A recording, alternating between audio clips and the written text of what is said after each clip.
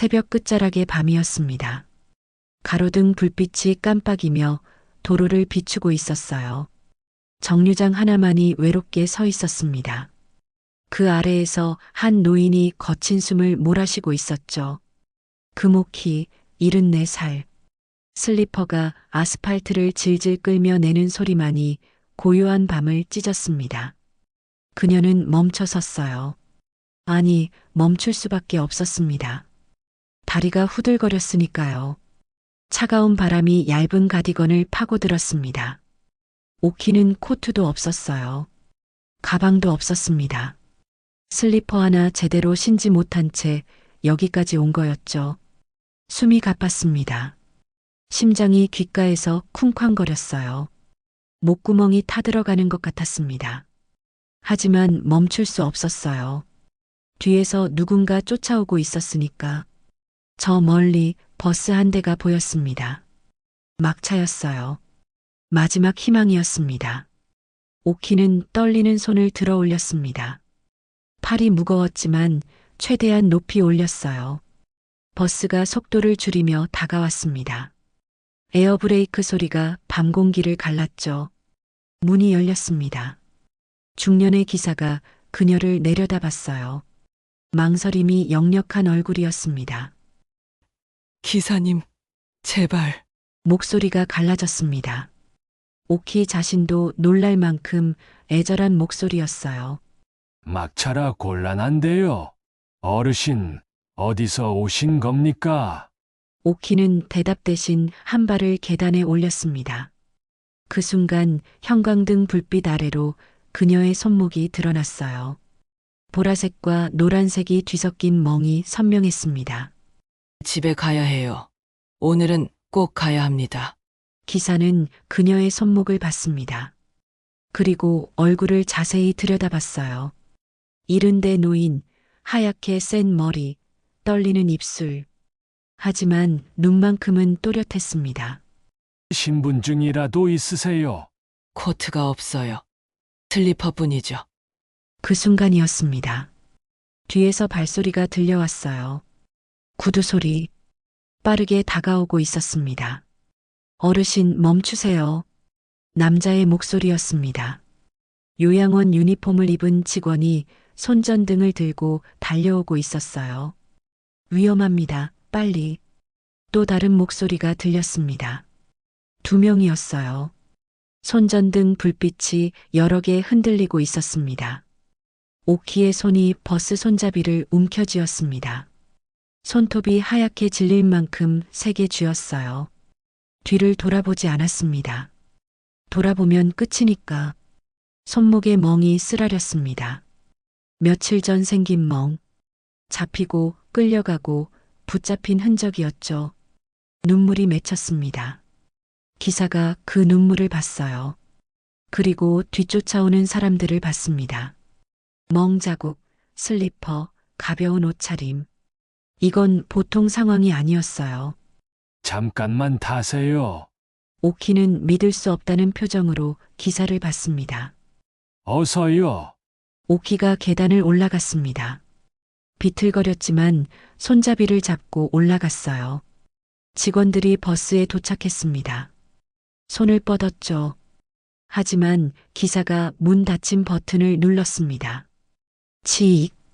문이 닫히기 시작했어요. 직원이 문틈으로 손을 집어넣으려 했지만 늦었습니다. 문이 완전히 닫혔어요. 유리 너머로 직원들이 입을 벙긋거리며 뭔가 외치는 게 보였습니다. 하지만 소리는 들리지 않았어요. 버스가 천천히 출발했습니다.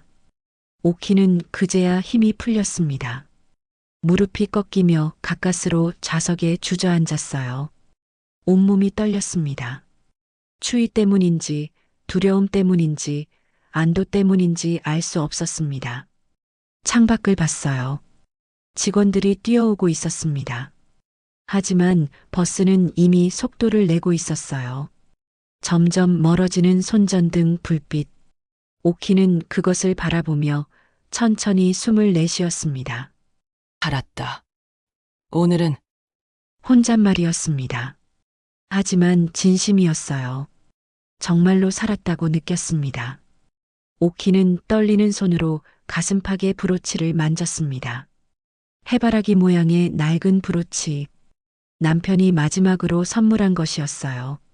금빛이 희미하게 빛났습니다. 꽃잎 사이의 작은 틈이 손끝에 느껴졌습니다. 거기에 무언가 들어 있었어요. 작은 종이. 남편의 마지막 메모. 아직 꺼내지 않았습니다. 때가 되면 꺼낼 거예요. 그때가 오면. 버스는 텅 빈 도로를 달렸습니다. 가로등 불빛이 창문을 스쳐 지나갔어요. 오키의 얼굴에 빛과 어둠이 교차했습니다. 문득 고개를 들었습니다. 천장이 보였어요. 그리고 그곳에 있는 작은 카메라. 검은 렌즈 옆으로 붉은 점이 깜빡이고 있었습니다. 녹화 중. 오키의 심장이 다시 빨리 뛰기 시작했습니다. 하지만 이번엔 다른 이유였어요. 두려움이 아니라 희망이었습니다. 찍혔다. 내가 어떻게 탈출했는지, 누가 쫓아왔는지 모두 저 카메라에 찍혔다. 붉은 점이 계속 깜빡였습니다. 규칙적으로, 마치 심장 박동처럼. 오키는 그 붉은 점을 한참 바라봤어요. 저 작은 빛이 자신을 구할 거라는 걸 알았습니다. 언젠가, 반드시. 어디까지 가십니까? 백미러로 그녀를 보며 기사가 물었습니다. 집이요. 내 집으로요. 주소 말씀해 주세요. 오키가 주소를 말했습니다. 떨리는 목소리였지만 또렷했어요. 기사는 고개를 끄덕이며 핸들을 잡았습니다. 버스는 도심을 향해 달렸어요. 창밖으로 밤 풍경이 지나갔습니다. 잠든 건물들, 꺼진 가게들, 텅 빈 거리들. 모든 게 고요했어요. 하지만 오키의 머릿속은 고요하지 않았습니다. 지난 며칠이 주마등처럼 스쳐갔어요. 위임장을 내밀던 사위의 얼굴, 요양원 침대에 누워있던 밤들, 창문으로 탈출하던 순간, 달리고 또 달리던 도로, 그리고 이 버스, 이 막차가 자신을 살렸습니다. 오키는 다시 천장의 카메라를 봤어요. 붉은 점이 여전히 깜빡이고 있었습니다. 고맙습니다. 작게 중얼거렸습니다. 카메라에게 말하는 건지, 기사에게 말하는 건지, 자기 자신에게 말하는 건지 알 수 없었어요. 버스는 계속 달렸습니다. 저 멀리 동쪽 하늘이 희미하게 밝아오고 있었습니다. 새벽이 오고 있었어요. 긴 밤이 끝나가고 있었습니다. 하지만 오키는 알고 있었습니다. 진짜 싸움은 지금부터라는 것을, 살아남는 것만으로는 충분하지 않다는 것을 증명해야 했습니다. 자신이 옳았다는 것을, 자신이 제정신이라는 것을, 자신이 자신의 삶을 지킬 권리가 있다는 것을. 손목에 멍을 내려다봤습니다. 아팠습니다. 하지만 이 아픔이 증거였어요. 브로치를 다시 만졌습니다. 남편의 목소리가 들리는 것 같았어요. 여보, 버텨요. 조금만 더. 오키는 눈을 감았습니다. 깊게 숨을 들이마셨어요. 버스는 여전히 달리고 있었습니다. 천장의 붉은 점도 여전히 깜빡이고 있었어요. 누군가 이 영상을 볼 것입니다. 언젠가. 그리고 그때 진실이 밝혀질 것입니다. 사흘 전이었습니다. 오키의 집 거실에 햇빛이 가득 들어왔어요. 하지만 따뜻하지 않았습니다. 소파에 앉아 있는 사위 박상혁을 보고 있자니 오히려 등골이 서늘해졌죠. 상혁은 깔끔한 회색 정장을 입고 있었습니다. 언제나처럼 단정했어요. 넥타이 매듭도 완벽했고 구두도 반짝였습니다. 하지만 오키는 알고 있었죠. 그 겉모습 뒤에 무엇이 숨어 있는지. 어머님, 안전이 먼저 아니겠습니까? 부드러운 목소리였습니다. 항상 그랬죠. 상혁은 결코 목소리를 높이지 않았어요. 웃는 얼굴로, 정중한 말투로 천천히 사람을 구석으로 몰아넣는 재주가 있었습니다. 일주일만 쉬시면 됩니다. 정말 짧은 기간이잖아요. 오키는 테이블 위에 놓인 팸플릿을 내려다봤습니다. 소망의 집 요양원이라고 적혀 있었어요. 사진들이 화사했습니다. 웃고 있는 노인들, 깨끗한 복도, 넓은 정원. 하지만 오키의 눈에는 감옥처럼 보였습니다. 집이 더 안전합니다.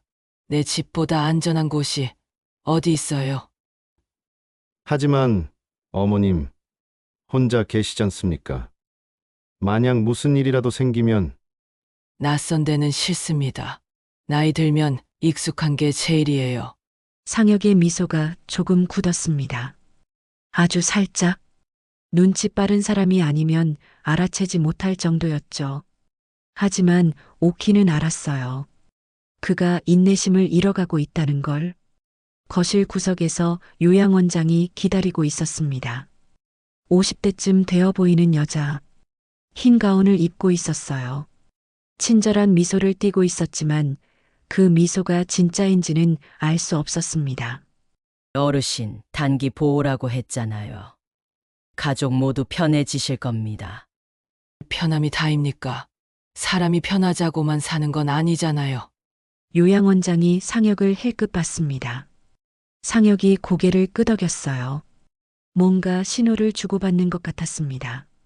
절차만 남았습니다. 서명만 하시면 돼요. 상혁이 가방에서 서류 봉투를 꺼냈습니다. 두툼했어요. 여러 장의 서류가 들어있는 게 분명했습니다. 어머님, 위임장만 보시죠. 서류를 펼쳤습니다. 오키는 천천히 읽었어요. 나이가 들어 눈이 침침했지만 글자는 또렷하게 보였습니다. 재산관리 위임장. 그 아래로 주소가 적혀 있었어요. 오키의 집 주소. 남편과 평생 살았던 그 집. 주소가 적혀 있네요. 왜 우리 집이 여기 있습니까? 관리가 필요해서요. 어머님 혼자서는 힘드시잖아요. 위임은 못합니다. 목소리가 단호했습니다. 오키는 서류를 밀어냈어요. 어머님, 가족을 믿으셔야죠. 믿음은 행동으로 보이는 겁니다. 지금 당신 행동은 믿음이 안 가요. 상혁의 얼굴에서 미소가 완전히 사라졌습니다. 잠시였지만 그 순간 그의 진짜 얼굴이 드러났어요. 차갑고 계산적이고 참을성 없는 얼굴. 하지만 금방 다시 미소를 지었습니다. 생각하실 시간을 드리겠습니다. 하지만 오늘 안에는 결정하셔야 해요. 상혁이 휴대폰을 꺼냈습니다.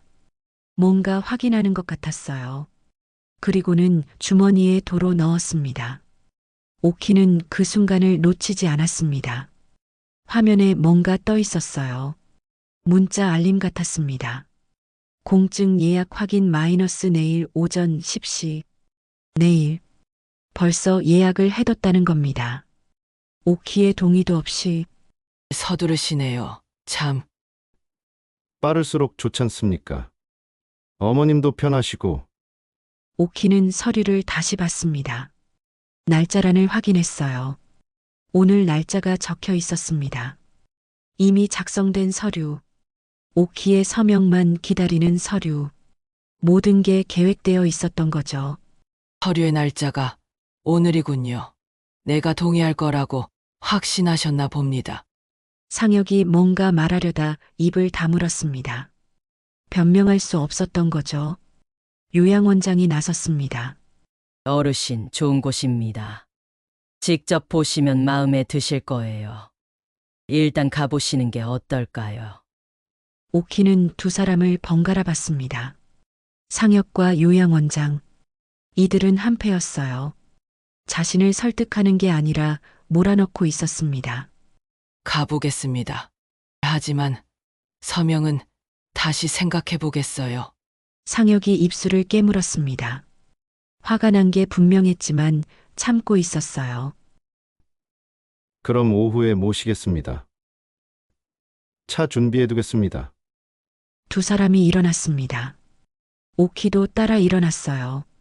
현관까지 배웅했습니다. 문이 닫혔습니다. 오키는 문에 등을 기댔습니다. 다리에 힘이 풀렸어요. 심장이 빨리 뛰었습니다. 거실로 돌아왔습니다. 테이블 위에 서류를 다시 봤어요. 위임장, 재산관리, 집 주소, 모든 게 명백했습니다. 상혁은 집을 노리고 있었어요. 오키를 요양원에 넣고 위임장을 받아내고 집을 담보로 돈을 빌리려는 거였습니다. 오키는 브로치를 만졌습니다. 가슴에 단 해바라기 브로치, 남편이 마지막으로 선물한 것이었어요. 꽃잎 사이에 작은 틈을 손가락으로 느꼈습니다. 거기에 종이가 있었어요. 얇은 종이 한 장, 남편의 마지막 메모. 아직 꺼내보지 않았습니다. 하지만 내용은 알고 있었어요. 남편이 마지막 힘을 다해 쓴 글. 위임하지 마시오. 알아요. 여보. 알고 있습니다. 혼잣말이었습니다. 창밖을 봤어요. 해가 중천에 떠 있었습니다. 맑은 날씨. 하지만 오키의 마음은 어두웠어요. 오후에 요양원에 가야 했습니다. 가지 않으면 더 의심받을 게 뻔했어요. 일단 가서 보는 척 해야 했습니다. 하지만 진짜 계획은 따로 있었습니다. 도망쳐야 했어요. 빠져나와야 했습니다. 위임장에 서명하기 전에 오키는 침실로 갔습니다. 서랍을 열었어요. 오래된 수첩이 있었습니다. 거기에 적힌 전화번호 하나. 한태성 변호사. 15년 전 오키가 학비를 도와줬던 동네 아이. 지금은 변호사가 됐다고 들었어요. 공익 변호를 한다고 했습니다. 휴대폰을 꺼냈습니다. 떨리는 손으로 번호를 눌렀어요. 신호음이 울렸습니다. 한 번, 두 번, 세 번. 여보세요? 젊은 남자의 목소리였습니다. 혜성이니? 나, 금오키야. 예전에 살던 동네 아줌마. 잠시 침묵이 흘렀습니다. 어머님 맞으시죠? 오랜만입니다. 어떻게? 도움이 필요합니다. 변호사, 도움이요. 목소리가 떨렸습니다. 참으려 했지만 떨렸어요. 무슨 일이신데요? 말씀하세요. 오키는 천천히 상황을 설명했습니다. 위임장, 요양원, 상혁의 계획, 모든 것을. 지금 어디 계십니까? 제가 바로 가겠습니다. 아니요. 오후에 요양원 간다고 했어요. 거기서 연락하겠습니다. 절대 서명하지 마세요. 절대로요. 제가 준비하겠습니다. 기다려주세요. 전화를 끊었습니다. 오키는 휴대폰을 꽉 쥐었어요. 희망이 생겼습니다. 작은 희망이었지만 있는 것과 없는 것은 달랐어요. 시계를 봤습니다. 오후 2시에 상혁이 온다고 했습니다. 1시간 남았어요. 오키는 짐을 쌌습니다. 아니, 쌀 것도 없었어요. 가방 하나에 옷 몇 벌, 약, 그리고 브로치. 브로치만 있으면 됐습니다. 남편의 메모가 거기 있으니까. 정확히 2시 초인종이 울렸습니다. 오키는 가방을 들고 현관으로 갔어요. 문을 열었습니다. 상혁이 서 있었습니다. 차가 밖에 대기하고 있었어요. 준비되셨습니까? 어머님. 네. 가보죠. 오키는 차에 탔습니다. 뒷좌석에 앉았어요. 차가 출발했습니다. 창밖으로 집이 멀어졌습니다. 평생 살았던 집, 남편과 함께 늙었던 집. 오키는 브로치를 만졌습니다. 여보. 꼭 돌아올게요. 작게 중얼거렸습니다. 상혁은 듣지 못했습니다. 운전에 집중하고 있었으니까. 차는 도시를 빠져나갔습니다. 요양원을 향해. 요양원에 도착했습니다. 소망의 집이라는 간판이 햇빛에 반짝였어요. 하얀 건물, 깔끔한 정원. 팸플릿에서 본 것과 똑같았습니다. 겉으로 보기엔 괜찮아 보였어요. 하지만 오키는 현관을 들어서는 순간 알았습니다. 이곳은 집이 아니라고. 소독약 냄새가 코를 찔렀어요. 복도 끝에서 누군가 기침하는 소리가 들렸습니다. 형광등이 윙윙거렸어요. 모든 게 너무 환했지만 그래서 오히려 차가웠습니다. 어서 오세요, 어르신. 이쪽으로 오시죠. 먼저 건강 체크부터 하겠습니다. 오키는 안내를 따라 진찰실로 들어갔습니다. 하얀 침대, 하얀 커튼, 하얀 벽. 온통 하얗기만 했어요. 젊은 간호사가 기다리고 있었습니다. 20대 후반쯤 되어 보였어요. 밝게 웃으며 인사했습니다. 어르신, 편하게 앉으세요. 보청기 점검부터 할게요. 오키는 의자에 앉았습니다. 간호사가 다가와 귀를 살폈어요. 부드러운 손길이었지만 오키는 긴장이 풀리지 않았습니다. 보청기 좀 오래되셨네요. 배터리 교체해 드릴게요. 보청기를 빼냈습니다. 배터리 칸을 열었어요. 새 배터리를 끼웠습니다. 삑! 전자음이 울렸습니다. 선명한 소리였어요. 오키는 깜짝 놀랐습니다. 평소보다 훨씬 또렷하게 들렸거든요. 자동 녹음 기능이 켜질 수 있어요. 요즘 보청기는 다 이래요. 통화 내용 같은 거 나중에 다시 들을 수 있. 녹음. 그 단어가 오키의 귓속으로 스며들었습니다. 녹음. 모든 소리가 기록된다는 것. 소리가 참 선명하네요. 그렇죠. 최신 배터리예요. 필요하시면 나중에 꺼두셔도 돼요. 그냥 둡시다, 뭐. 선명한 게 좋네요. 간호사가 보청기를 다시 끼워줬습니다. 오키는 귀를 만졌어요. 조그만 기계. 하지만 지금은 무기처럼 느껴졌습니다. 혈압을 쟀습니다. 체온을 쟀어요. 간호사가 차트에 뭔가 적었습니다. 활력 징후. 안정적이세요. 혈압도 좋고요. 문이 열렸습니다. 상혁이 들어왔어요. 손에 서류 봉투를 들고 있었습니다. 어머님, 방 구경하실까요? 2층에 좋은 방이 있습니다. 오키는 일어났습니다. 복도를 따라 걸었어요. 계단을 올라 2층으로 갔습니다. 복도가 길었습니다. 양쪽으로 방문들이 늘어서 있었어요. 어떤 방에서는 TV 소리가 들렸고 어떤 방에서는 신음소리가 들렸습니다. 이쪽입니다, 어르신. 끝에서 두 번째 방이었습니다. 문을 열었어요. 작은 방이었습니다. 침대 하나, 옷장 하나, 작은 창문. 그게 전부였어요. 창문으로 다가갔습니다. 밖을 내려다봤어요. 2층 높이, 아래는 정원이었습니다. 그 너머로 담장이 보였어요. 단기 보호니까 짐 많이 필요 없으세요. 일주일만 편히 쉬시면 됩니다. 오키는 대답하지 않았습니다. 창문 손잡이를 만졌어요. 잠겨 있지 않았습니다. 어머님, 오늘 저녁은 여기서 드시고요. 내일 아침에 제가 다시 오겠습니다. 그때 서류 정리하시죠. 오키가 돌아봤습니다. 내일 아침이요. 네. 공증 사무소 예약이 10시입니다. 9시에 모시러 오겠습니다.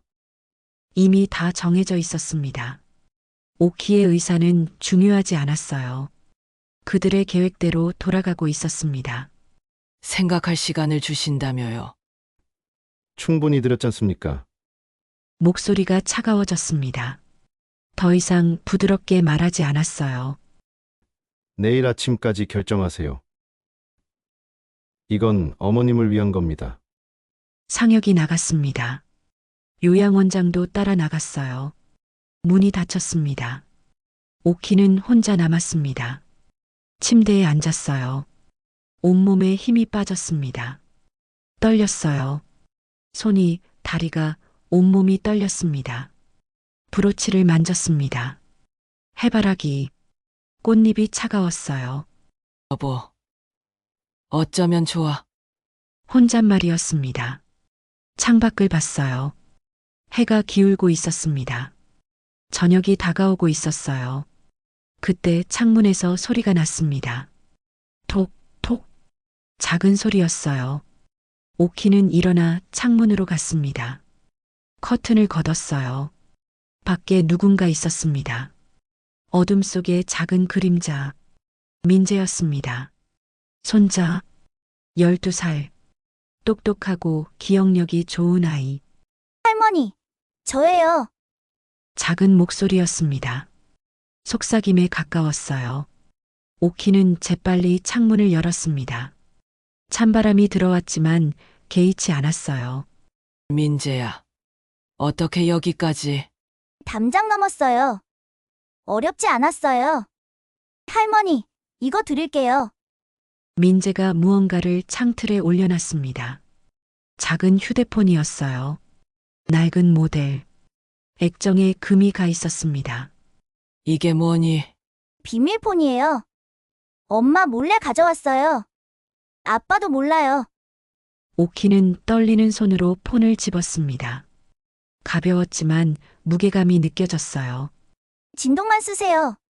소리 나면 안 돼요. 녹음 기능도 켜뒀어요. 빨간 버튼만 누르면 녹음 시작됩니다.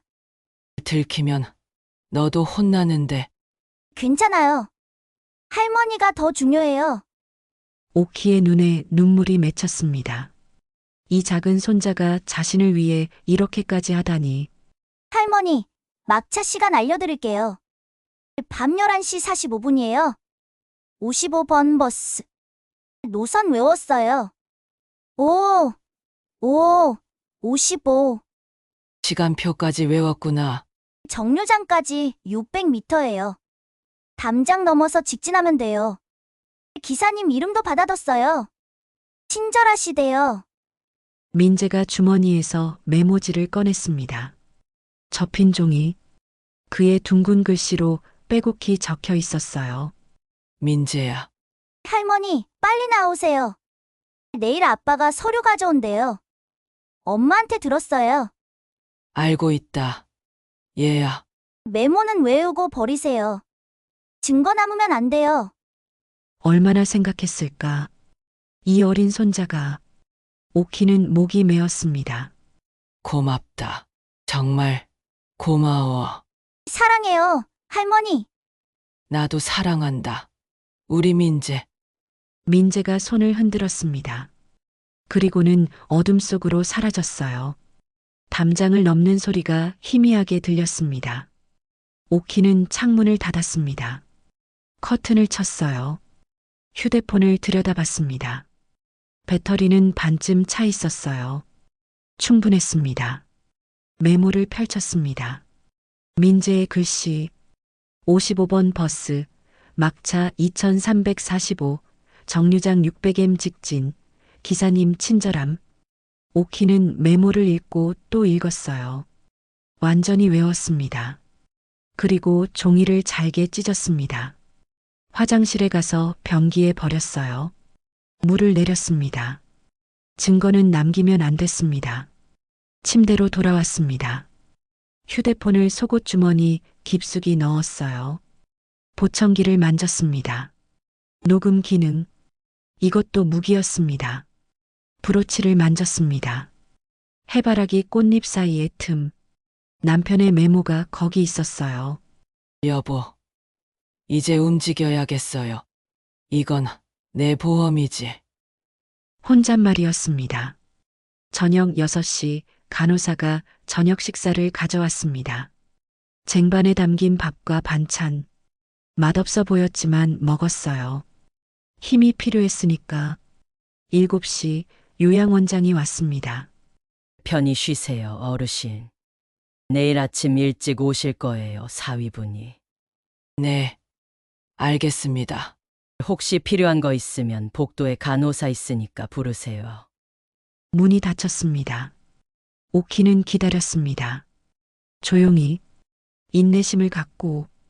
8시 복도가 조용해졌습니다. 간호사들이 교대하는 소리가 들렸어요. 9시 약을 가져왔습니다. 오키는 먹는 척하고 혀 밑에 숨겼어요.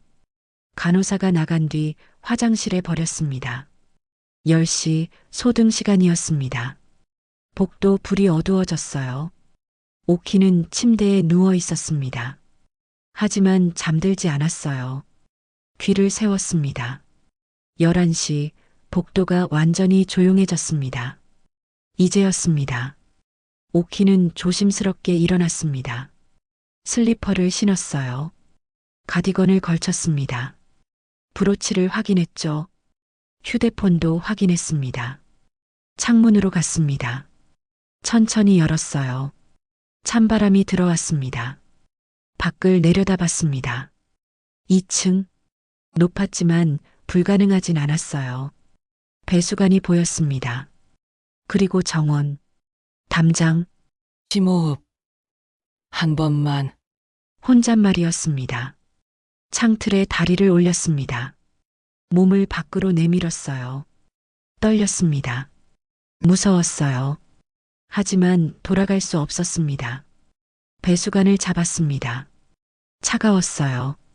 미끄러웠습니다. 하지만 꽉 잡았습니다. 천천히 내려갔습니다. 한 발 한 발. 땅에 닿았습니다. 살았다. 일단은 정원을 가로질렀습니다. 담장이 보였어요. 600m.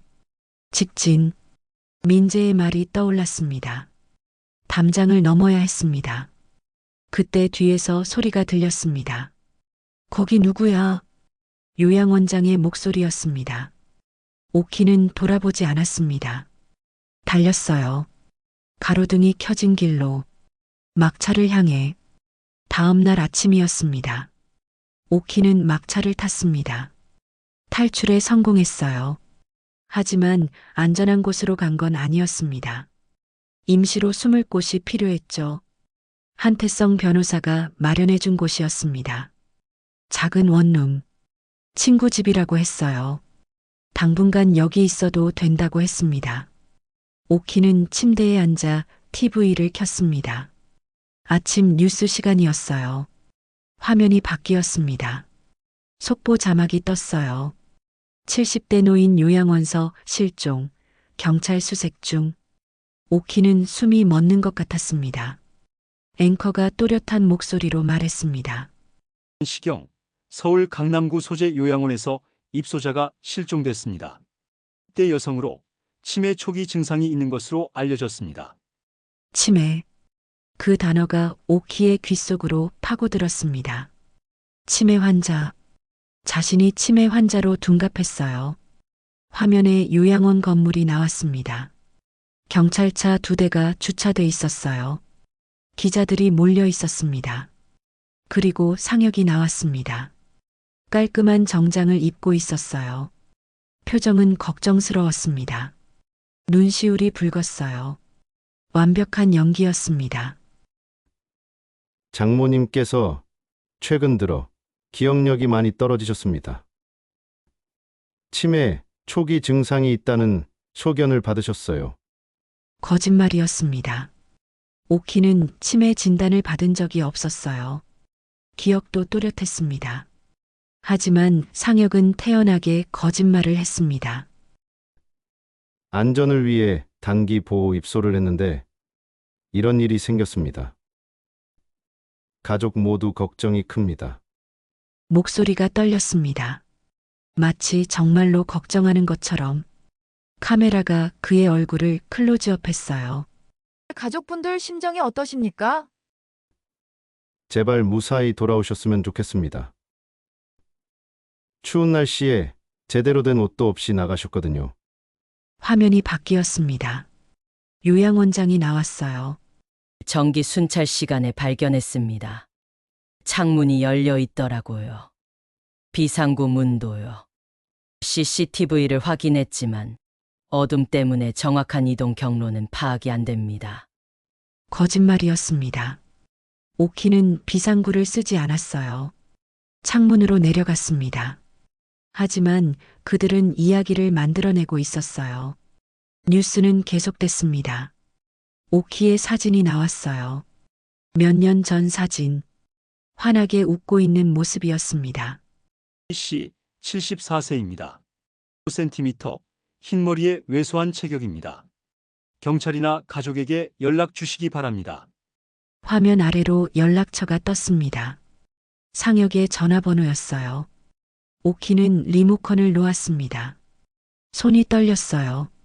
내가 실종자라니, 치매 환자라니. 말이 안 나왔습니다. 분노가 치밀어 올랐어요. 하지만 동시에 두려움도 밀려왔습니다. 이제 온 동네가 알았습니다. 자신이 실종됐다고, 치매가 있다고, 보호가 필요하다고, 낙인이 찍힌 거였어요. 오키는 브로치를 만졌습니다. 해바라기, 꽃잎 사이의 틈을 느꼈어요.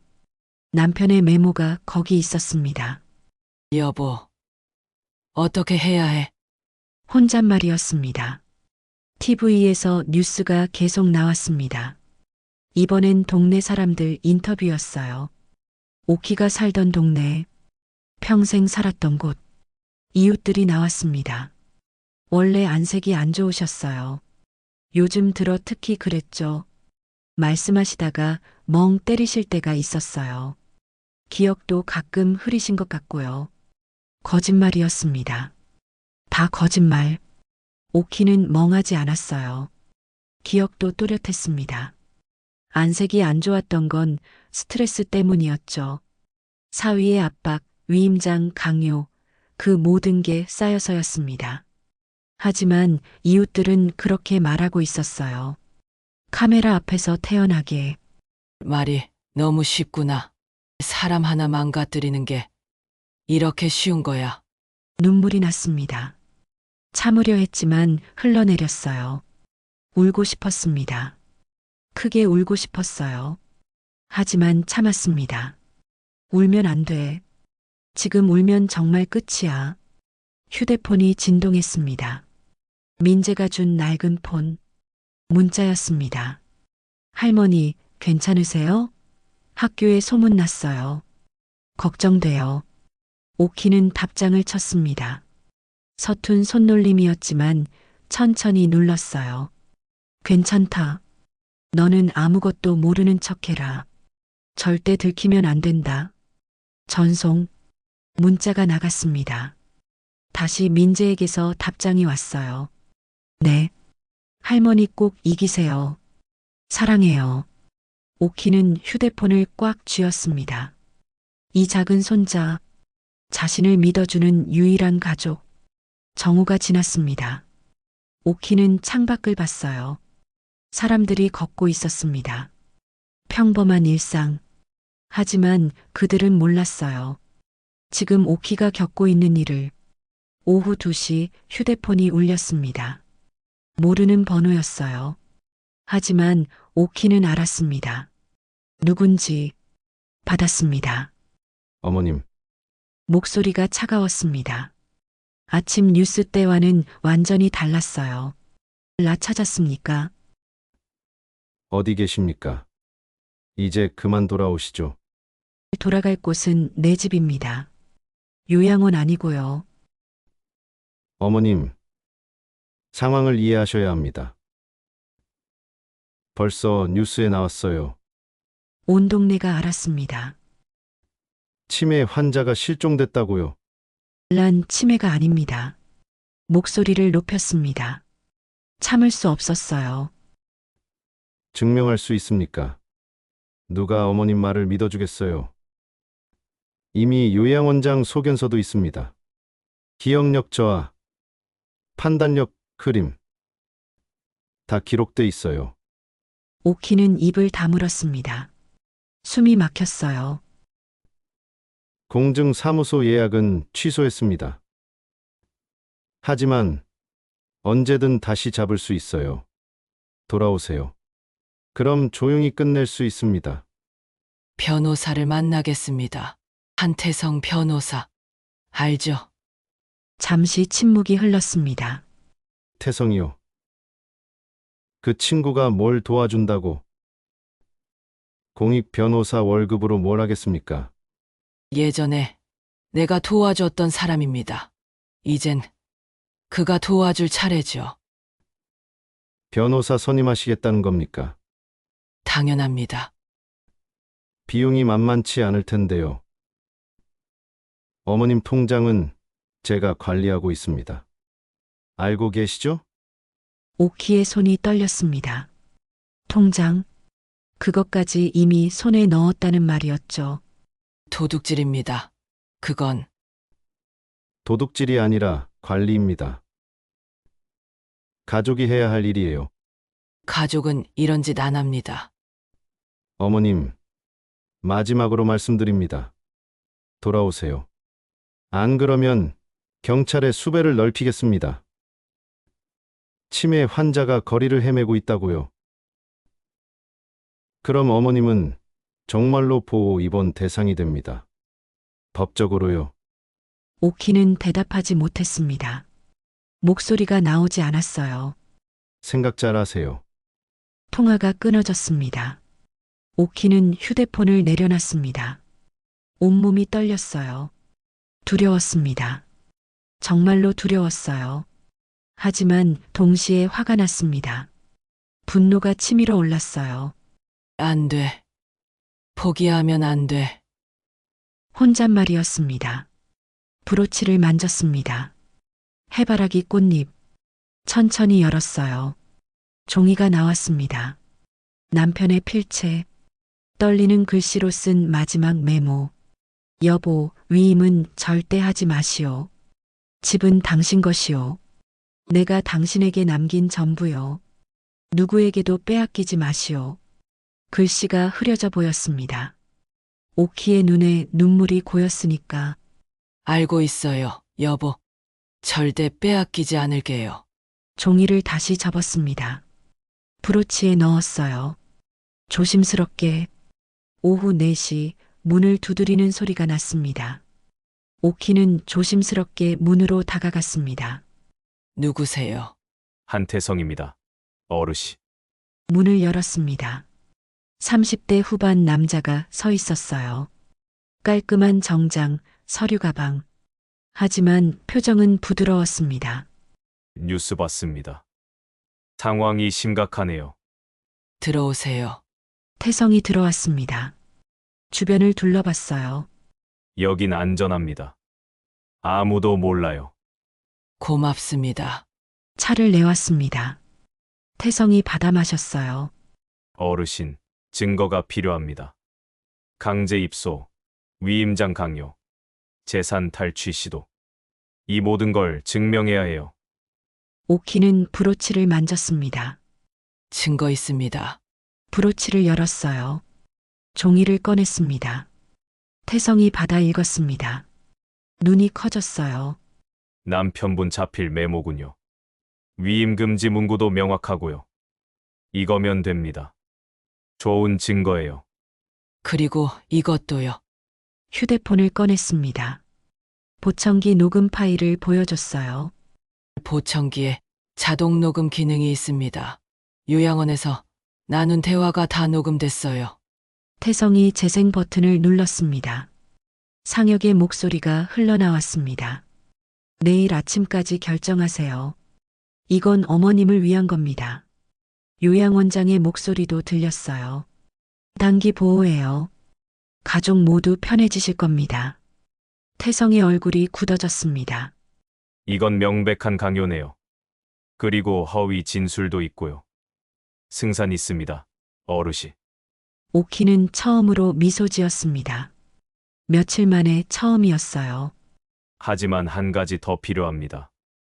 그날 밤 탈출 장면이요. 버스 CCTV를 확보해야 해요. 할 수 있겠습니까? 할 수 있습니다. 제가 버스 회사에 연락하겠습니다. 법원 명령이 필요하지만 긴급하니까 가능할 겁니다. 오키는 안도의 한숨을 쉬었습니다. 싸울 수 있습니다. 어르신. 이길 수 있어요. 해가 기울기 시작했습니다. 오키는 창밖을 봤어요. 노을이 지고 있었습니다.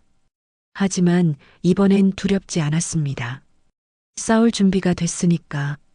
사흘이 지났습니다. 태성은 약속을 지켰어요. 법원에 긴급 신청을 했고 버스 회사에서 CCTV 영상을 확보했습니다. 그날 밤 막차의 모든 장면이 고스란히 담겨 있었죠. 오키는 임시 숙소에서 조용히 지냈습니다. 밖에 나가지 않았어요. 뉴스는 계속 그녀를 찾고 있었으니까. 하지만 오늘은 나가야 했습니다. 법정 날이었어요. 태성이 차로 데리러 왔습니다. 오전 9시. 법정은 10시에 시작이었죠. 준비되셨습니까, 어르신? 준비됐습니다. 하지만 목소리는 떨렸습니다. 손도 떨렸어요. 차에 탔습니다. 뒷좌석. 태성이 운전석에 앉았어요. 오늘 모든 게 결정됩니다. 증거는 완벽해요. 걱정 마세요. 오키는 고개를 끄덕였습니다. 하지만 긴장은 풀리지 않았어요. 차가 출발했습니다. 도로는 복잡했습니다. 출근 시간이 지났지만 여전히 차들이 많았어요. 오키는 창밖을 봤습니다. 거리가 낯설게 느껴졌어요. 평생 살았던 도시인데 오늘따라 모든 게 낯설었습니다. 어르신, 긴장하지 마세요. 진실은 밝혀집니다. 항상 그래왔어요. 고맙습니다. 당신이 없었으면 제가 고마워해야죠. 예전에 어르신께서 저를 도와주셨잖아요. 차는 계속 달렸습니다. 30분쯤 지났을 때였습니다. 법원 건물이 보였어요. 크고 위험 있는 건물. 오키는 숨을 깊이 들이마셨습니다. 주차장에 들어갔습니다. 차를 세웠어요. 태성이 먼저 내렸습니다. 오키의 문을 열어줬죠. 천천히 내리세요. 오키가 내렸습니다. 다리가 후들거렸지만 버텼어요. 법정은 3층입니다. 엘리베이터 타고 가죠. 함께 걸었습니다. 로비를 지나 엘리베이터로 갔어요. 사람들이 많았습니다. 변호사들, 당사자들, 방청객들 모두 바빠 보였어요. 엘리베이터를 탔습니다. 3층 버튼을 눌렀죠. 문이 닫혔습니다. 올라가는 동안 오키는 브로치를 만졌습니다. 해바라기. 오늘따라 무겁게 느껴졌어요. 3층에 도착했습니다. 문이 열렸어요. 복도가 나왔습니다. 길고 조용한 복도. 저쪽입니다. 3위 법정이에요. 걸어갔습니다. 복도 끝에 법정 문이 보였어요. 그 앞에 누군가 서 있었습니다. 상혁이었습니다. 오키는 멈춰 섰습니다. 상혁도 그녀를 봤어요. 잠시 침묵이 흘렀습니다. 상혁의 얼굴은 지쳐 있었습니다. 며칠 사이 많이 늙은 것 같았어요. 정장도 구겨져 있었습니다. 어머님, 하위. 더 이상 할 말이 없었습니다. 태성이 오키의 팔을 가볍게 잡았어요. 상혁을 지나쳐 법정 안으로 들어갔습니다. 법정은 생각보다 작았습니다. 방청석에 사람들이 앉아 있었어요. 기자들도 몇 명 보였습니다. 오키를 증인석 옆 의자에 앉혔습니다. 태성은 변호인석에 앉았어요. 상혁도 들어왔습니다. 그의 변호사와 함께 반대편에 앉았죠. 판사가 아직 들어오지 않았습니다. 조금 기다려야 했어요. 오키는 주변을 둘러봤습니다. 방청석 뒤쪽에 민재가 보였어요. 학교를 빠지고 온 게 분명했습니다. 민재가 손을 흔들었습니다.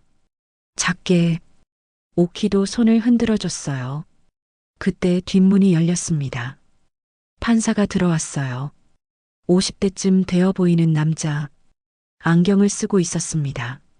기립. 모두 일어났습니다. 판사가 자리에 앉았어요. 모두 따라 앉았습니다. 금일 재판은 금오키 씨의 재산관리 위임 무효 청구권입니다. 양측 진술을 듣고 증거를 검토해 진위를 가리도록 하겠습니다. 판사가 서류를 넘겼어요. 피신청인 측 먼저 진술하십시오. 상혁의 변호사가 일어났습니다. 50대 남자. 목소리가 차분했어요. 재판장님, 이 사건은 단순합니다. 고령의 어르신이 가족의 보호를 오해하고 무리한 행동을 한 것입니다. 안전을 위한 조치를 학대로 왜곡하고 있습니다. 태성이 일어났습니다. 피신청인 측 진단서 있습니까? 상혁의 변호사가 잠시 멈칫했습니다. 정식 진단서는 없으나 요양원 측 소견서가 있습니다. 서류를 제출했어요. 판사가 받아 읽었습니다. 요양원장 소견이군요. 하지만 의사 진단은 아닙니다. 참고만 하겠습니다. 상혁의 얼굴이 굳었습니다. 신청인 측 증거를 제시하십시오. 태성이 노트북을 열었습니다. 모니터가 켜졌습니다. 법정 앞쪽 큰 화면에 연결됐어요. 재생 버튼을 눌렀습니다. 화면이 어두워졌습니다. 그리고 천천히 밝아졌어요. 버스 내부가 보였습니다. 밤, 형광등 불빛, 새벽 끝자락의 밤이었습니다. 가로등이 깜빡이고 있었어요. 정류장 불빛이 외롭게 떠 있었습니다. 한 노인이 거친 숨을 몰아쉬고 있었어요. 슬리퍼가 아스팔트를 질질 끌며 소리를 냈습니다. 기사님, 제발입니다. 막차라 곤란한데요. 어르신, 어디서 오신 겁니까? 집에 가야 해요. 오늘은 꼭 가야 합니다. 신분증이라도 있으세요? 코트가 없어요. 슬리퍼뿐이죠. 뒤에서 발소리가 들렸습니다. 구두 소리. 빠르게 다가오고 있었어요. 어르신, 멈추세요. 위험합니다. 빨리. 카메라가 오키의 손목을 비췄습니다. 멍이 선명했어요. 보라색과 노란색이 뒤섞인 눈물이 맺혔습니다. 오키의 눈에 잠깐만 타세요. 버스 문이 닫히기 시작했습니다. 치익. 문이 완전히 닫혔어요. 버스가 출발했습니다. 천장에 카메라가 보였습니다. 붉은 점이 깜빡이고 있었어요. 살았다. 오늘은 영상이 멈췄습니다. 법정이 조용했습니다. 숨소리만 들렸어요. 실제 법정의 오키가 화면 속 자신을 보고 있었습니다. 그날 밤, 그 순간 모든 게 다시 떠올랐어요. 시각이 명확하군요. 판사가 화면을 가리켰습니다. 오른쪽 아래 타임 스탬프가 찍혀 있었어요. 2347, 11시 47분입니다. 요양원 탈출 시각과 일치합니다. 기자석에서 카메라 셔터 소리가 났습니다. 버스 기사는 출석했습니까? 네, 재판장님. 태성이 손짓했습니다. 방청석에서 한 남자가 일어났어요. 그날 밤의 기사였습니다. 제가 그날 밤 운전했습니다. 어르신을 태웠어요. 멍과 추격을 받습니다. 증인으로 기재하겠습니다. 기사가 다시 앉았습니다. 다음은 음성 증거입니다. 보청기 자동 녹음 파일입니다. 휴대폰을 법정 음향에 연결했습니다. 재생 버튼을 눌렀어요. 삑. 전자음이 울렸습니다. 그리고 상혁의 목소리가 흘러나왔습니다. 내일 아침까지 결정하세요. 이건 어머님을 위한 겁니다. 요양원장의 목소리. 단기 보호해요. 가족 모두 편해지실 겁니다. 다시 상혁의 목소리. 공증 사무소 예약이 10시입니다. 9시에 모시러 오겠습니다. 방청석이 술렁였습니다. 상혁이 고개를 숙였어요. 강압 정황이 뚜렷하군요. 재판장님. 저건 오해입니다. 상혁이 벌떡 일어났습니다. 설명하려던 대화였습니다. 설명처럼 들리지 않습니다. 일방적 통보입니다. 판사가 손을 들어 조용히 하라고 했습니다. 다른 증거가 있습니까? 네. 마지막 증거입니다. 오키가 일어났습니다. 떨리는 손으로 브로치를 만졌어요. 천천히 꽃잎을 열었습니다. 종이가 나왔습니다. 작고 낡은 종이. 남편의 자필 메모입니다. 위임, 금지 문장이 적혀 있어요. 태성이 받아서 판사에게 제출했습니다. 판사가 읽었어요. 천천히. 고인에 잡힐 메모군요. 위임 금지 의사가 명확합니다. 날짜도 있고요. 태성이 추가 서류를 제출했습니다. 등기부등본 사본입니다. 피신청인이 담보 설정을 시도한 흔적이 있습니다. 금옥희 씨 동의 없이 진행하려 했습니다. 판사가 서류를 받습니다. 표정이 굳어졌어요. 피신청인, 이게 사실입니까? 상혁은 대답하지 못했습니다. 고개만 숙이고 있었어요. 침묵이 답이었습니다. 증거 검토 결과 명백합니다. 위임 강요 및 재산 탈취 시도가 확인됩니다. 요양원 강제 입원 또한 위법입니다. 망치를 들었습니다. 위임장은 무효로 판결합니다. 탕! 망치가 내려쳤습니다. 방청석에서 박수가 터져 나왔어요. 민재가 일어나 환호했습니다. 기자들이 사진을 찍었어요. 오키는 그 자리에 서 있었습니다. 믿을 수 없었어요. 이겼다. 정말로 이긴 거였습니다. 상혁은 고개를 숙인 채 움직이지 않았습니다. 피신청인 박상혁 씨는 사문서 위조 및 감금 미수 혐의로 검찰에 송치합니다. 요양원 측도 관리감독 소홀로 행정감사를 통보하겠습니다. 탕! 다시 한번 망치가 내려쳤습니다. 법정이 끝났습니다. 법정 복도였습니다. 사람들이 빠져나가고 있었어요. 기자들이 오키에게 몰려들었습니다. 어르신, 소감이 어떠십니까? 앞으로 계획은 무엇입니까? 태성이 오키를 보호하며 기자들을 막았습니다. 지금은 답변 어렵습니다. 나중에 정식으로 입장 밝히겠습니다. 복도를 빠져나왔어요. 엘리베이터로 갔습니다. 민재가 달려왔습니다. 어머니, 오키가 손자를 안았습니다. 꽉 안았어요. 눈물이 났습니다. 참았던 눈물이 터져 나왔죠. 끝났다. 민재야, 정말 끝났어. 할머니, 정말 수고하셨어요. 멋있었어요. 제일 멋있었어요. 민재도 울었습니다. 할머니 품에서 태성이 옆에 섰습니다. 미소 짓고 있었어요. 이기셨습니다. 어르신. 완벽한 승리예요. 당신 덕입니다. 아닙니다. 어르신의 용기 덕이죠. 엘리베이터가 도착했습니다. 문이 열렸어요. 세 사람이 탔습니다. 1층 버튼을 눌렀죠. 내려가는 동안 침묵이 흘렀습니다. 편안한 침묵이었어요. 1층에 도착했습니다. 문이 열렸어요. 로비가 보였습니다. 밖으로 나갔습니다. 햇빛이 쏟아졌어요. 따뜻했습니다. 할머니, 이제 집 가요. 그래. 집에 가자. 우리 집으로. 태성이 차 키를 꺼냈습니다. 제가 모셔다 드릴게요. 주차장으로 갔습니다.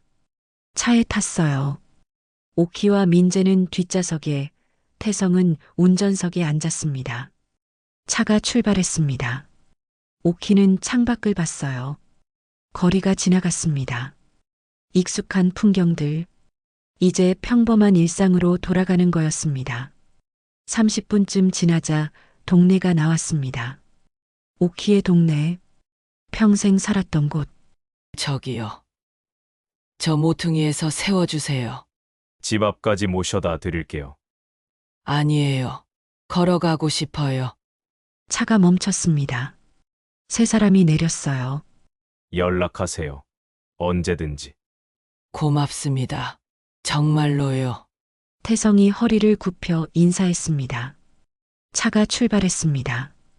오키와 민재는 손을 흔들어 줬어요. 둘만 남았습니다. 할머니, 걸어가요. 그래. 천천히. 손을 잡고 걸었습니다. 골목길을 따라. 동네가 조용했어요. 오후 시간이라 사람들이 별로 없었습니다. 하지만 몇몇 이웃들이 보였어요. 지나가다 오키를 알아봤습니다. 어떤 이는 고개를 돌렸습니다. 어떤 이는 멀리서 쳐다보기만 했어요. 오키는 신경 쓰지 않았습니다. 중요하지 않았어요. 이제 진실이 밝혀졌으니까. 집이 보였습니다. 작은 단층 집. 낡았지만 정겨운 집. 현관 앞에 섰습니다. 다 왔구나. 네, 할머니. 열쇠를 꺼냈습니다. 떨리는 손으로 문을 열었어요. 철컥. 문이 열렸습니다. 안으로 들어갔습니다. 먼지 냄새가 났습니다. 며칠 동안 비워둔 집이었으니까. 하지만 여전히 집이었어요. 오키의 집. 여보, 돌아왔어요. 혼잣말이었습니다. 남편에게 하는. 거실로 들어갔습니다. 소파에 앉았어요. 민재도 옆에 앉았습니다. 할머니, 이제 안전해요. 그래. 안전해. 창문을 열었습니다. 바람이 들어왔어요. 상쾌했습니다. 햇빛이 거실을 채웠습니다. 따뜻했어요. 할머니, 배고프지 않으세요? 그러고 보니 아침도 못 먹었네. 제가 라면 끓여드릴게요. 그래. 고맙다. 민재가 부엌으로 갔습니다. 냄비 소리가 들렸어요. 물 끓는 소리도. 오키는 브로치를 만졌습니다. 해바라기. 이제 더 이상 무겁지 않았어요. 가벼웠습니다. 꽃잎 사이의 틈을 느꼈습니다. 남편의 메모는 이미 법정에 제출했어요. 하지만 마음속에 남아 있었습니다. 여보, 지켰어요. 우리 집. 혼잣말이었습니다. 라면이 완성됐습니다. 민재가 가져왔어요. 할머니, 드세요. 고맙다. 우리 민재. 함께 먹었습니다. 맛있었어요. 어느 때보다 맛있었습니다. 식사를 마쳤습니다. 할머니, 저 학교 가봐야 해요. 오늘 빠졌거든요. 그래.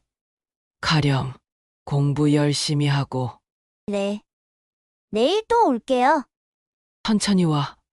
할머니는 어디 안 가? 민재가 웃었습니다. 현관으로 갔어요. 사랑해요, 할머니. 나도 사랑한다. 문이 닫혔습니다. 오키는 다시 혼자가 됐습니다.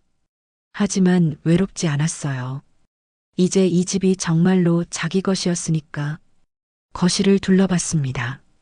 사진들이 벽에 걸려 있었어요. 남편과 함께 찍은 사진들. 젊었을 때, 중년일 때, 늙었을 때. 여보. 보고 있어요? 우리가 이겼어요. 대답은 없었습니다. 하지만 오키는 남편이 듣고 있다고 믿었어요. 침실로 갔습니다. 침대에 누웠어요. 편했습니다.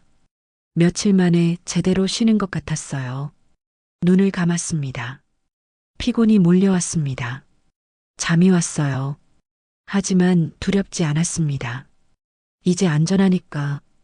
잠들었습니다. 깊은 잠. 저녁이었습니다. 오키는 전화벨 소리에 깼어요.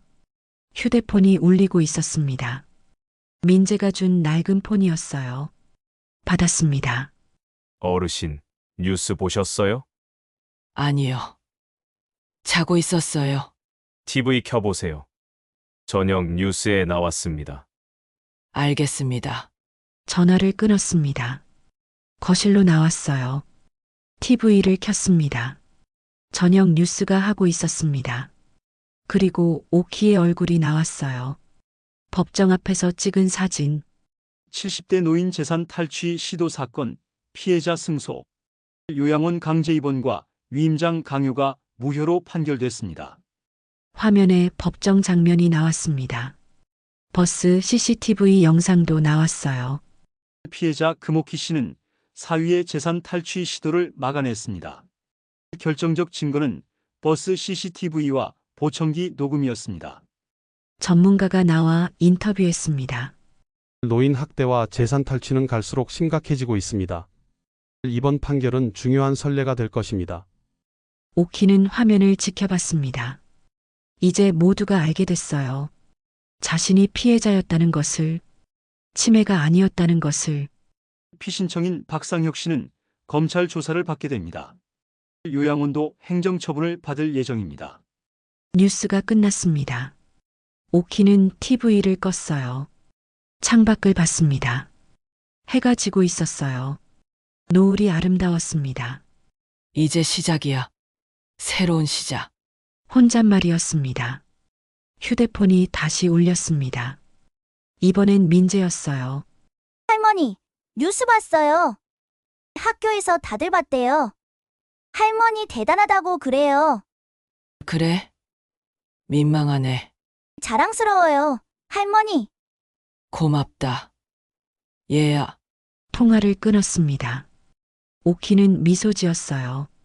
오랜만에 편안한 미소였습니다. 브로치를 만졌습니다. 해바라기가 노을빛에 반짝였어요. 여보, 우리 해냈어요. 정말로요. 밤이 깊어갔습니다. 오키는 현관불을 켰어요. 집안이 환해졌습니다. 부엌으로 갔습니다. 냉장고를 열었어요. 김치가 있었습니다. 밥도 조금 남아 있었죠. 저녁을 차렸습니다. 간단한 저녁, 혼자 먹는 저녁. 하지만 외롭지 않았어요. 식탁에 앉아 밥을 먹었습니다. 천천히 창밖으로 별이 보였습니다. 맑은 밤하늘. 내일은 뭘 할까? 혼잣말이었습니다. 집 청소부터 해야겠어. 먼지가 많이 쌓였네. 계획을 세웠습니다. 내일 할 일들, 평범한 일들. 그것이 좋았습니다. 평범함이. 식사를 마쳤습니다. 설거지를 했어요. 씻었습니다. 잠옷으로 갈아입었어요. 침대에 누웠습니다. 잘 자요, 여보. 혼잣말이었습니다. 눈을 감았습니다. 편안했습니다. 정말로 잠들었습니다. 집에서, 자기 집에서 일주일이 지났습니다. 법원 복도였어요. 오전 10시 최종 판결문을 받는 날이었습니다. 오키는 태성과 함께 왔어요. 민재도 함께였습니다. 오늘도 학교를 빠졌죠. 할머니, 오늘로 정말 끝나는 거죠? 그래. 오늘로 끝이야. 복도 끝에서 상혁이 보였습니다. 혼자였어요. 변호사도 없었습니다. 아내 민지도 오지 않았죠. 상혁의 얼굴은 지쳐 있었습니다. 일주일 사이 더 늙은 것 같았어요. 정장도 예전만큼 깔끔하지 않았습니다. 눈이 마주쳤습니다. 상혁이 고개를 숙였어요. 오키는 그를 지나쳐 걸었습니다. 법정에 들어갔습니다. 판사가 이미 자리에 있었어요. 서류를 정리하고 있었습니다. 모두 착석했습니다. 최종 판결을 선고하겠습니다. 피신청인 박상혁 씨의 행위는 명백한 위법입니다. 재산관리 위임 강요, 허위 진술, 강제 입원 시도 모두 형사처벌 대상입니다. 상혁이 고개를 숙였습니다. 어깨가 떨렸어요. 위임장은 영구 무효 처리합니다. 금옥희 씨 명의 재산은 전액 본인에게 귀속됩니다. 피신청인의 재산 접근을 금지합니다. 탕, 망치가 내려쳤어요. 또한 피신청인은 사문서 위조 및 감금 미수 혐의로 검찰 송치됩니다. 요양원 소망의 집은 영업정지 3개월 및 관리감사를 받게 됩니다. 요양원장도 방청석에 있었습니다. 얼굴이 창백했어요. 피해자 금옥희 씨 합의 의사가 있습니까? 오키가 일어났습니다. 모두가 그녀를 봤어요. 상혁도 고개를 들었습니다. 오키는 상혁을 똑바로 봤습니다. 잠시 침묵이 흘렀어요. 합의는 없습니다. 목소리가 단호했습니다. 이건 가족의 문제가 아닙니다. 인간의 문제입니다. 방청석이 조용했습니다. 숨소리만 들렸어요. 나이든 사람을 함부로 대해도 된다는 생각. 그게 가장 큰 문제입니다. 돈이 문제가 아닙니다. 존엄이 문제죠. 오키의 목소리가 떨렸습니다. 하지만 힘이 있었어요. 나도 사람입니다. 늙었어도 사람이에요. 내 삶을 살 권리가 있습니다. 상혁이 고개를 떨궜습니다. 어깨가 더 떨렸어요. 합의하면 또 누군가 당할 겁니다. 다른 노인이, 다른 가족이. 그래서 끝까지 가겠습니다. 살아야 했으니까요. 살고 싶었으니까. 방청석에서 누군가 눈물을 닦는 소리가 들렸습니다. 판사가 고개를 끄덕였습니다. 피해자의 의사를 존중하겠습니다. 피신청인 박상혁 씨는 검찰 조사에 성실히 응하십시오. 상혁이 일어났습니다. 비틀거렸어요. 옆에 있던 직원이 부축했습니다.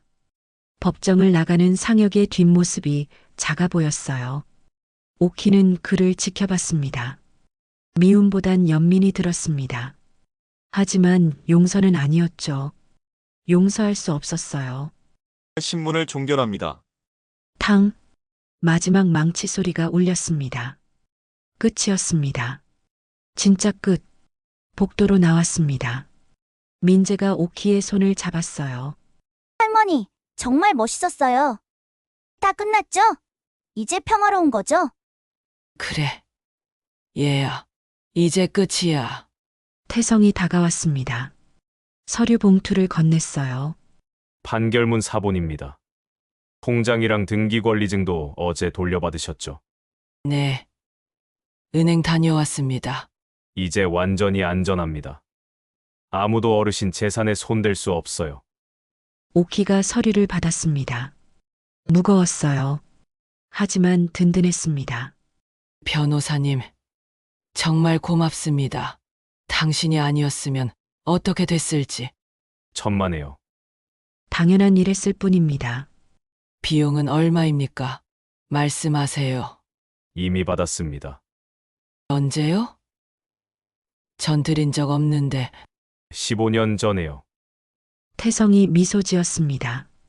어르신께서 제 학비 대주셨잖아요. 그때 대학 못 갈 뻔했는데 어르신 덕분에 변호사 됐습니다. 이제 제가 은혜 갚을 차례였어요.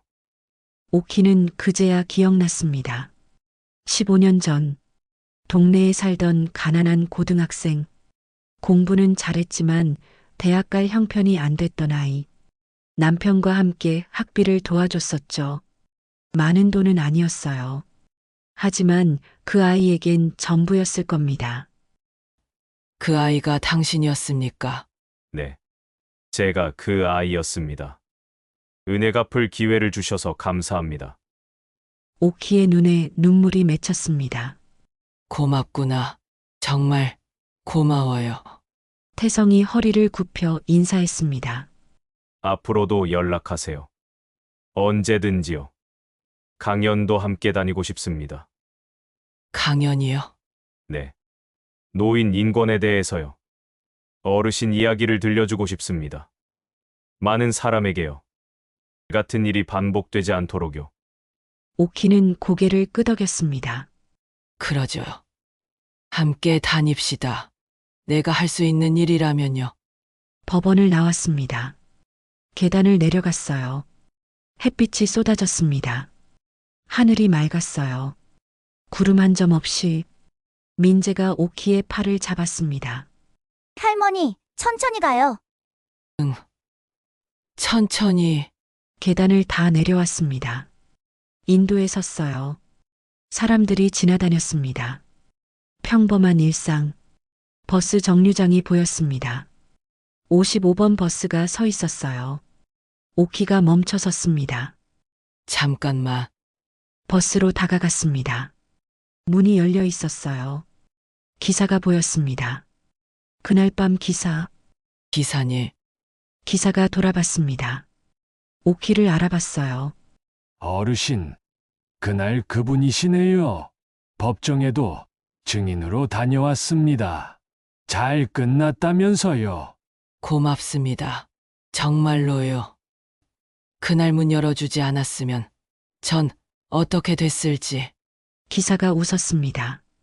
당연한 일 했을 뿐입니다. 사람이 사람을 도와야죠. 그날 못 있습니다. 문 닫히던 순간요. 저도 못 잊어요. CCTV에 다 찍혀서 다행이었습니다. 그게 증거가 됐잖아요. 오키가 고개를 끄덕였습니다. 그날 밤 막차가 날 살렸어요. 건강하세요, 어르신.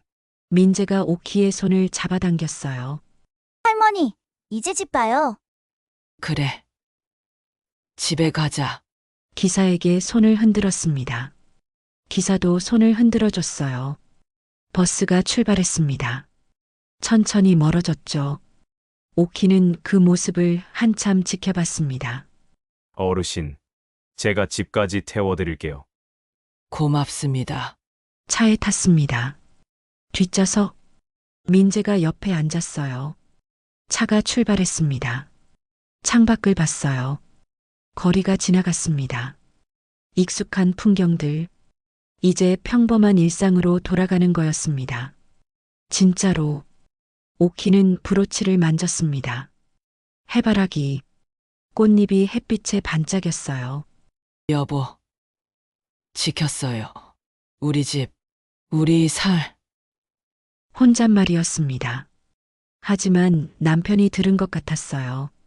민재가 할머니 어깨에 머리를 기댔습니다. 할머니, 이제 진짜 평화로워지는 거죠? 응. 평화로워질 거야. 무섭지 않아요? 이제 안 무서워. 전 아직도 조금 무서워요. 혹시 또 오키가 손자의 머리를 쓰다듬었습니다. 괜찮아. 이젠 법이 우릴 지켜줘. 그리고 할머니가 있잖니. 할머니, 저도 크면 할머니 지켜줄게요. 고맙다. 우리 민재. 차는 계속 달렸습니다. 집이 가까워졌어요. 오키는 창밖을 봤습니다. 평범한 거리, 평범한 사람들. 하지만 이제 모든 게 달라 보였습니다. 더 소중하게 느껴졌어요. 이 평범함을 지켜낸 거니까. 싸워서 이겨낸 거니까. 살아야 했으니까. 살고 싶었으니까. 혼잣말이었습니다. 하지만 진심이었어요. 차가 멈췄습니다. 집 앞이었습니다. 도착했습니다. 고맙습니다. 변호사님. 차에서 내렸습니다. 민재도 함께 태성이 창문을 내리고 말했습니다. 언제든 연락하세요. 다음 주에 강연 준비 시작합시다. 그렇게 하죠. 차가 출발했습니다. 오키와 민재는 손을 흔들어 줬어요. 둘만 남았습니다. 집 앞에 섰습니다. 할머니, 들어가요. 그래. 현관문을 열었습니다. 집이었습니다. 자기 집, 지켜낸 집. 한 달이 지났습니다. 오키의 집이었어요. 현관문을 새로 칠했습니다. 밝은 베이지색. 햇빛이 반사돼 반짝였죠. 민재가 페인트 롤러를 들고 있었습니다. 할머니, 이제 진짜 집이에요. 그래. 진짜 집이야. 색감 예쁘네요. 그치. 햇빛이 잘 반사되잖니. 민재가 조심스럽게 칠했습니다. 오키는 옆에서 지켜봤어요. 현관 앞 화단에 해바라기가 심어져 있었습니다. 아직 작았지만 싹이 올라오고 있었어요. 대문이 열렸습니다. 태성이 들어왔어요. 손에 서류 가방을 들고 어르신, 강연 자료 가져왔습니다. 어서 와요. 차 한잔 할까요? 좋죠. 안으로 들어갔습니다. 거실이 환했어요. 커튼을 활짝 열어놔서 햇빛이 가득 들어왔습니다. 오키가 차를 내왔어요. 구수한 보리차 향이 났습니다. 다음 주 강연 준비됐습니다. 청중이 200명 정도 될 것 같아요. 그렇게 많이요? 떨리네요. 법정에서 하신 것처럼만 하시면 됩니다. 진심을 전하는 거죠. 그때 또 대문이 열렸습니다. 버스 기사였어요. 그날 밤의 기사. 지나가다 들렀습니다. 안부 여쭈러요. 어머, 기사님, 어서 들어오세요. 기사도 안으로 들어왔습니다. 그날 일을 아직도 못 잊습니다. 문 열어드리길 잘했다 싶어요. 저야말로 평생 잊지 못합니다. 그 문이 내 삶이었죠. 민재가 안으로 들어왔어요. 페인트 묻은 손을 닦으며 할머니, 다 칠했어요. 수고했다. 우리 민재. 거실에 모두 모였습니다. 오키가 부엌으로 갔어요. 국수를 삶기 시작했습니다. 오늘은 국수 해 먹읍시다. 파 듬뿍 얹어서요. 저는 식혜도 좋아요. 파전도 부쳐주세요. 막걸리 한 잔 어떻습니까? 좋죠. 다 있어요. 부엌에서 지글거리는 소리가 났습니다. 파전 굽는 냄새가 퍼졌어요. 민재가 식탁을 닦았습니다. 태성이 그릇을 꺼냈죠. 기사는 막걸리 잔을 준비했습니다. 음식이 차려졌습니다. 국수, 파전, 김치. 소박했지만 따뜻했어요. 모두 둘러앉았습니다. 오키는 모두를 둘러봤어요. 손자, 변호사, 기사. 이들이 자신을 지켜줬습니다. 고맙습니다. 여러분 덕분에 여기 있습니다. 천만에요. 어르신께서 용감하셨죠. 당연한 일 했을 뿐입니다. 할머니가 제일 대단해요. 웃음이 번졌습니다. 거실이 따뜻했어요. 밥을 먹었습니다. 평범한 음식이었지만 어느 때보다 맛있었습니다.